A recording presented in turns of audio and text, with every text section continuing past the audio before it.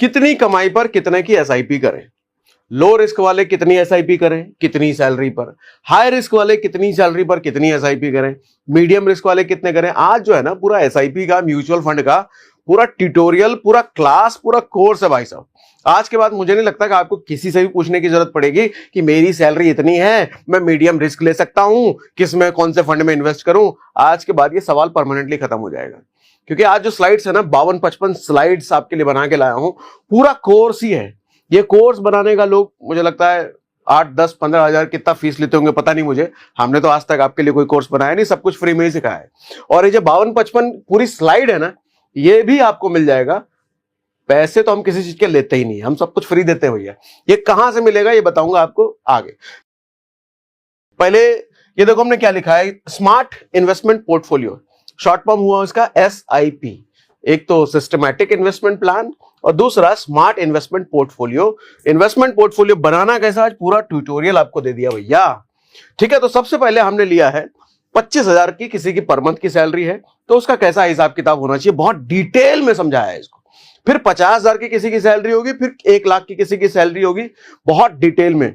तीनों तरह के पोर्टफोलियो रिस्क वालों के लिए लिया है। लो रिस्क किसी का है 25,000 में, वो कैसे, मीडियम रिस्क है वो कैसे, हाई रिस्क है वो कैसे, फिर इस सैलरी पर, फिर इस सैलरी पर, ये सब करके हमने समझाया है। फिलहाल हमने लिया 25,000 किसी की सैलरी है और वो लो रिस्क वाला बंदा है, मतलब वो कहता है कि 25,000 ही सैलरी है और हमको अपने पैसे पर ज्यादा रिस्क नहीं लेना है, कम रिस्क में बताओ कौन से फंड में कैसे इन्वेस्टमेंट हमको करना चाहिए। तो उसका जवाब सुनो। हमने यहाँ पोर्टफोलियो एलोकेशन लिखा है। हमने यहां कहा कि 25,000 की आपकी सैलरी में मान लिया 5,000 रुपए हर महीने आप अलग कर सकते हो इन्वेस्टमेंट करने के लिए।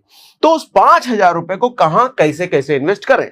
बहुत सारे लोग गलती ये करते हैं कि अगर उनको 5,000 रुपए इन्वेस्टमेंट करने का प्लान है तो कोई एक फंड चुन करके एक ही SIP में सारा पैसा 5,000 रुपए डाल दिया। ऐसा भी नहीं करने का।